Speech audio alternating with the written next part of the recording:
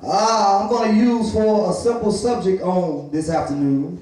If you're ready, come go with me.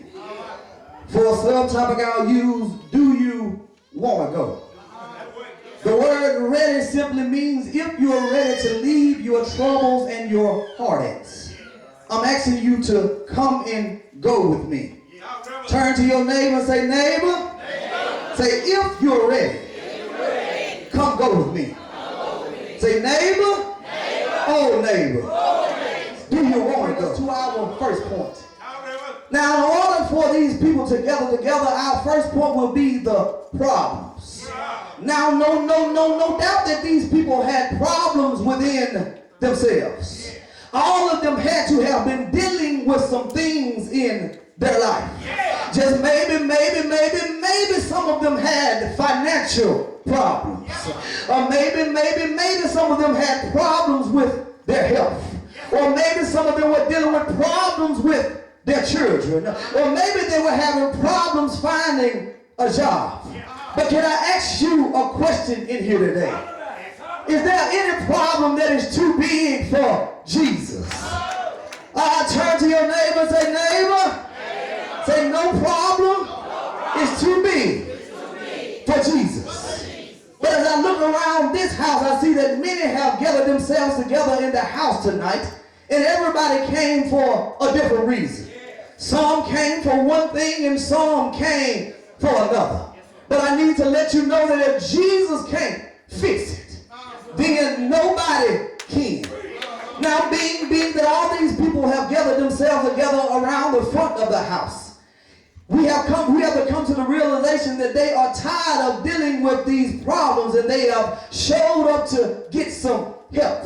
How many of you in here tonight showed up to get some help? How many of you in here tonight showed up to hear the word preached? So it may put something in your spirit in order to help you with your problems.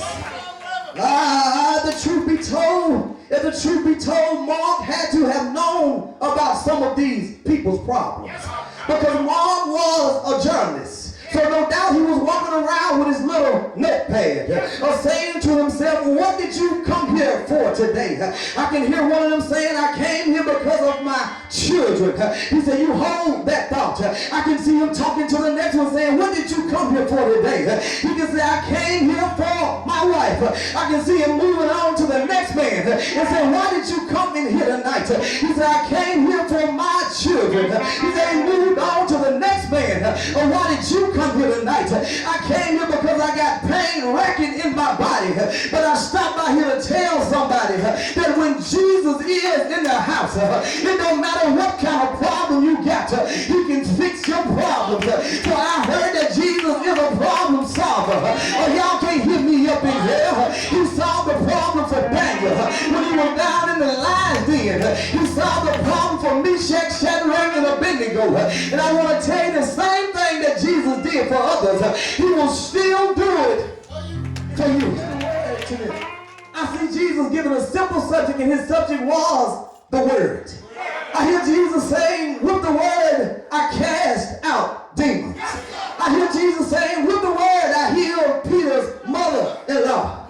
I hear Jesus saying, with the word I healed the man with leprosy. Now I hear Jesus, somebody asking Jesus, where did the word come from? I hear Jesus saying, in the beginning was the word, and the word was God, and the word was with God, and the word became flesh and dwelled among us. Y'all can't hear me up in here. And we beheld his glory, the glory as the only begotten of his Father, full of grace and full of truth. How many of y'all in here know tonight that the word is full of grace and full of truth? For it was the word that brought you down the dark highway.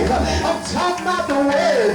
For it was the word that kept you when you were not concerned about yourself. I'm talking about the word. For it was the word that made your grandmother bring you to church on Sunday morning. I'm talking about the word. For it was the word that called every one of these men and women into the gospel. I'm talking about the word. Somebody turn to your neighbor and say the word, the word, the word. Say the word can't fix it, then nothing can. Now, as we see Jesus preaching the word in the house, in my sanctified mind, I can see him getting to the core of his message. I can hear Jesus saying, the Spirit of the Lord is upon me, because the Lord has anointed me to preach the good tidings to the poor.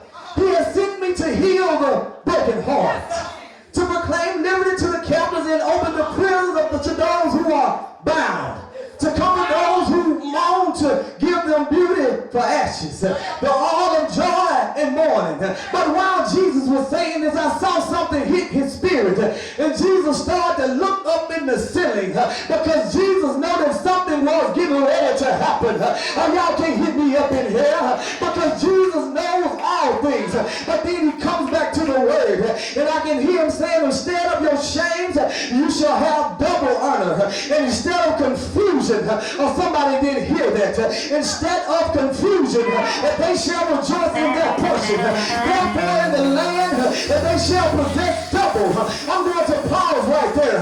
Do you know what double is? A double for your trouble, a double for your pain, a double for your heartache, a double for your worries. What I'm trying to tell you is, everything you're going through, it may be a single incident, but you're going to get double blessings for your single problems. And y'all can hear me up in there. If there's anybody really need double for their trouble, just say double for my trouble. Because when I'm going through this situation can't harm me, because I know the Lord is my shepherd, and I shall not. Of John Mark's writing will bring us to our second point. Second point is the preparations. Now, in order for them to bring the paralytic to Jesus, they had to first make preparations. First of all, they had to prepare him and make sure that he had faith that Jesus could heal him, so this wouldn't be a wasted trip. Second of all, they had to prepare him to hold a conversation with his family before leaving home. And his faith had to be strong enough to tell his family that once I return home, all these handicapped fixtures that are in here, I won't need them no more. Somebody didn't hear that. He had to be able to tell his family that once I return home, I won't need this handicapped toilet stool no more. Once I return home, I won't need this wheelchair no more. I want to tell somebody that once you return home, whatever was bothering you had your handicap, it won't be there no more. I'm trying to help somebody up in here. I need y'all to understand that you need to go ahead on and make preparations for your blessing. Because whatever you have asked Jesus for, it is already on the way. I pray he says in his word, because the word that he spoke for he himself said, I will never leave you nor forsake you. I'm talking about the word. All you have to do is ask and it will be given to you. I'm talking about the word. Seek and you shall find what you are looking for. I'm talking about the word. Knock and it will be open to you. I'm talking about the word. Y'all can't hear me up in here. Now it says, for everyone who asks receives, and he who seeks finds, and to him who knocks it will be open. I see some help in there for y'all. What I'm saying is, after you ask God for your blessing, you got to seek, meaning you got to start looking for it. Y'all can't hear me up in here. I done asked God for my blessing, so I know it got to be around here somewhere, because I have faith. I'm looking for my blessing, y'all. Is there anybody in here tonight looking for your blessing? So look down around your feet and say, I'm looking for my blessing, because I know it was on the way.